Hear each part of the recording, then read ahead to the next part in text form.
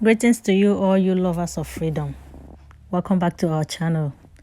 Now, it is on the news that the IGP of police has been sacked. IG, whatever name nonsense they answer. In their bid to hide their shame over the claim of the IG of police that Ipob was responsible for the prison break in Imo State, they decided to replace him. What did I say? They decided to replace him because he did not play the script very well. He did not play the script as he was given. He did not play the script as he was instructed to, or the way they expected. Can you imagine? You asked for restructuring, they said no.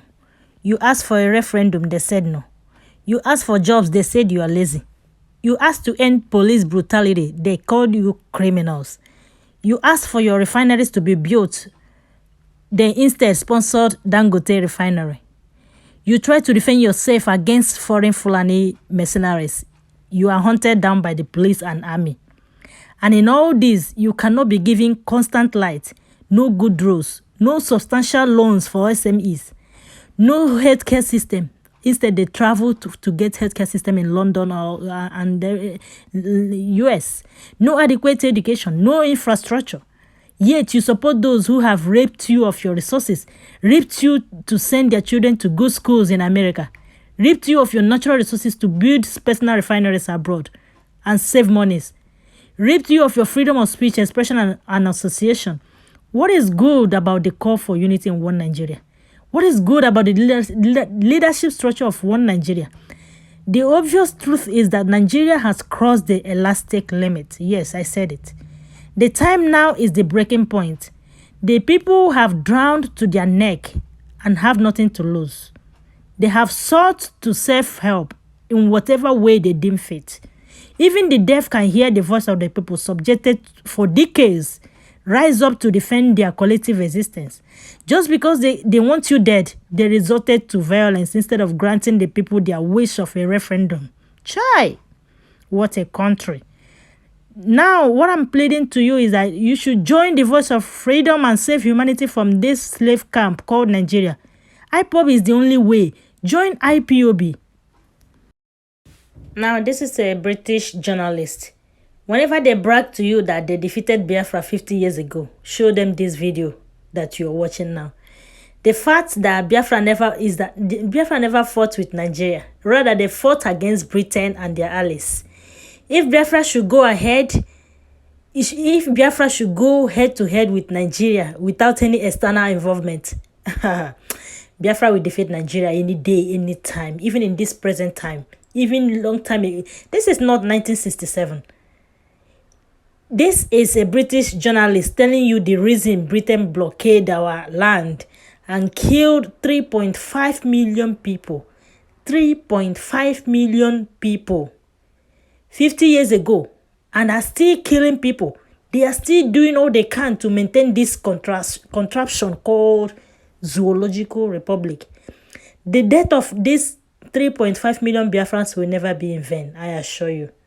It will never be in vain. Or they will perish. Biafra must be restored. Never again. I will let you watch. Let me know what you think in the comment section. I will see you in the next one. Because of our experience with them, they didn't treat us well. So therefore we saw the Biafran people as a minority in Nigeria, but we did know about the oppression and so forth. Some British journalists, particularly, he became the famous journalist later, Frederick Forsyth, great writer, based some of his Dogs of War and his books on mercenaries and famine and oppression. He based it very much on his experience in Nigeria in the 1960s, and particularly during the Biafran War. But we were very conscious of the terrible sufferings of the Biafran people, and very conscious of the terrible famine and what happened to you. Yes, thank you very much. As you know today, the hand of the British is still operating in Nigeria as a result of their economic interest. The problem we have majorly is that when the British left in pretense that Nigeria were giving Nigeria independence, they kind of, handed the colonization to a minority Fulani tribe. And they were able to use the Fulanis to operate from the inside while the British makes the gains from the outside. So I don't know your viewpoint on this issue of using the Fulani oligarchy because I can tell you that there are lots of Fulanis suffering. There are poor Fulanis on the street who cannot feed. But the Fulani oligarchy, have become the tools in the hands of the British government to manipulate the system. And today we have killings by the Fulani herdsmen, unquestionable killings. So I don't know what you have to tell the Biafran people, your advice on the way forward. Well, when you mentioned the British being involved, a brilliant British tactic always was divide and conquer. You can talk about Kenya, you can talk about India, you can talk about anywhere. So that therefore it would have suited the British for the Fulani and for the northern Nigerians to be fighting with the southern Biafra, and the Ipob people, because the British, with a small number of colonial masters, were able to conquer whole peoples, partly by using local people. And we use the expression in Ireland, divide and conquer. The British were the masters of that. You see, British have this specific style of operation by dividing and ruling and conquering people. And that is what we have today.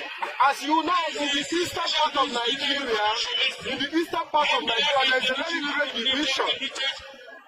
With the geographical map, the entire eastern region has been balkanized by the British, using the Fulanis, creating what we call the south and the southeast and the Niger Delta, giving different kind of name, to confuse the people.